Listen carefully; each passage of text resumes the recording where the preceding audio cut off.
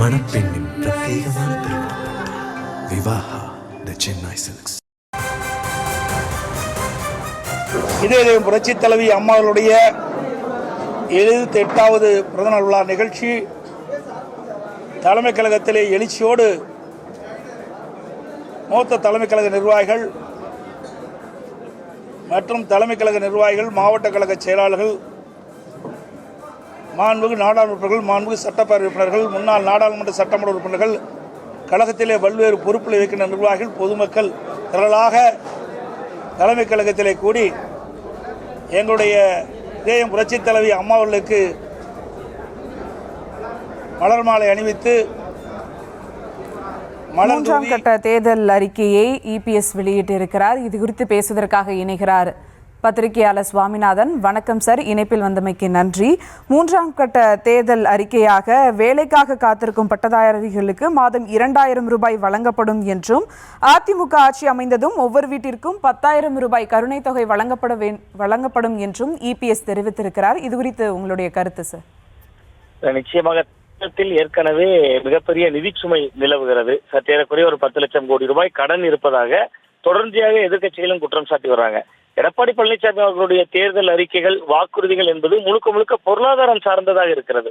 முழுக்க முழுக்க மக்களிடம் சலுகைகளை அள்ளி வீசுவதாக இருக்கிறது.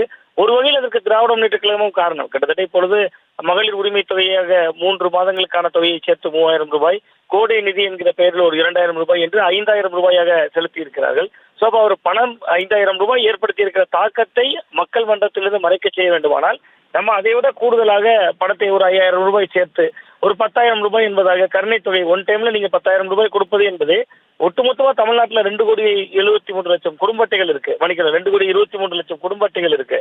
ஒவ்வொருவருக்கும் 10,000 ரூபாய் என்பது நினைத்து பார்க்க முடியாத ஒரு பெருந்தொகை. நீங்க சற்றேறக்குரிய இப்பொழுது தமிழக அரசு கொடுத்ததே ஒரு 5,000 ரூபாய் வைத்து கொடுத்ததே கிட்டத்தட்ட ஒரு பல ஆயிரம் கோடிகளை அதுல செலவுபட வேண்டிய சூழல் இருக்கு. சோ அப்ப அந்த சூழலை ஏற்கனவே எதிர்கொண்டிருக்கிறோம். இனி நாங்க ஆட்சிக்கு வந்தோம்னா கருணை அடிப்படையில் ஒவ்வொரு குடும்பத்திற்கும் 10,000 ரூபாய் என்பது ஒரு வாக்கு அரசியலுக்கான முன்னெடுப்பு அப்படிங்கிற அளவுல தான் அதை புரிந்து கொள்கிறேன்.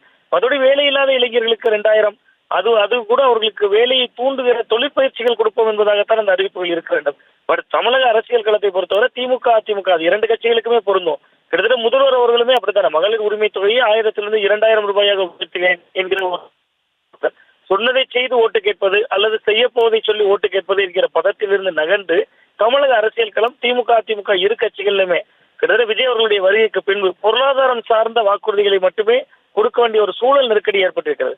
முன்னாடி இந்த சூழல் இல்ல. செல்வி ஜெயலலிதா அவர்களுடைய காலத்திலோ கலைஞர் அவர்கள் காலத்திலோ இவ்வளவு தூரம் சூழல்கள் இருந்ததில்ல. கலைஞர் வண்ண தொலைக்காட்சி பெட்டி என்றார், செல்வி ஜெயலலிதா அவர்கள் மிக்சி கிரைண்டர் மின்விசிறி என்றார். ஆனா இப்ப நேரடியாக என்னுடைய பங்கு என்ன என்பதை மக்களுக்கு விளக்க வேண்டி இருக்கிறது.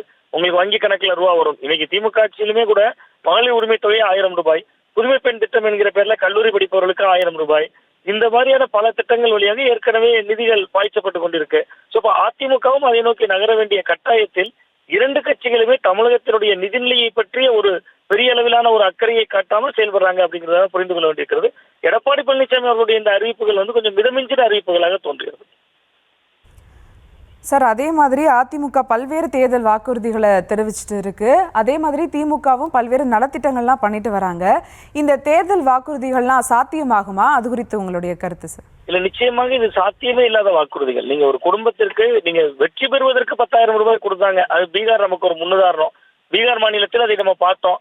தொழிற்கடன், நீங்கள் தொழில் தொடங்குவதற்காக ஒரு 10,000 ரூபாய் உங்களுடைய வங்கி கணக்கில் செலுத்துறோம், அதற்கு பின்பு உங்களுக்கு கூடுதலாக கடன் தொகையை கிடைக்கும் என்றெல்லாம் சொன்னாங்க. நீங்க ஜெயித்த பிறகு 10,000 ரூபாய் கொடுப்போங்கிறதுக்கு நீங்க அதை கொடுக்க முடியுமா முடியாதா என்பதை தாண்டி ஒரு வெற்றி பெற்ற கட்சியா வெற்றி பெற்ற கையோட 10,000 ரூபாய் கொடுக்க போறாங்க? தேர்தலுக்கான அஸ்திரமாக தான் இன்னைக்கு திமுக 5,000 ரூபாய் கொடுக்குறாங்க, தேர்தலுக்கு முன்பாக கொடுக்குறாங்க. தேர்தலுக்கு சில மாதங்கள் சில வாரங்கள் இருக்கிறதுக்கு முன்பாக கொடுக்குறாங்க. நாங்க வெற்றி பெறுவோம், வெற்றி பெற்றவுடன் 10,000 ரூபாய் கொடுப்போம் என்பது ஒரு மிதமிஞ்சிய வாக்குறுதி தான். பட் அவ்வளவு நிதிகளே இருக்காது. நீங்க இப்ப திட்டங்கள் செயல்படுத்தணும். ஏற்கனவே மத்திய அரசு வழங்க வேண்டிய கல்வி நிதி தொடங்கி பல நிதிகள் வரல. கல்வி நிதி 2300 கோடி ரூபாய் மறுக்கப்படுதுங்கிறோம். ஆனா 5000 ரூபாய் கொடுப்பதற்கு பல ஆயிரம் கோடிகளை எடுத்து ஒரே நாள்ல செலவு பண்றோம். 2 திராவிட கட்சிகளுக்குமே இது பொருந்தும். இது வாக்குறுதிகள் என்பது நிறைவேற்றக்கூடிய நிலை என்பதை தாண்டி அந்த வாக்கை வசீகரிக்க வேண்டும் என்கிற நிலை நோக்கி நகர்ந்திருக்கு. அதுல அதிமுக கொஞ்சம் மிதமிஞ்சின வாக்குறுதிகளை கொடுக்குறாங்க அப்படின்னு தான் பாக்குறேன். இது நிறைவேற்றவே முடியாத வாக்குறுதிகளாக தான் இருக்கிறதுக்கு வாய்ப்பு அதிகமாக இருக்கும்.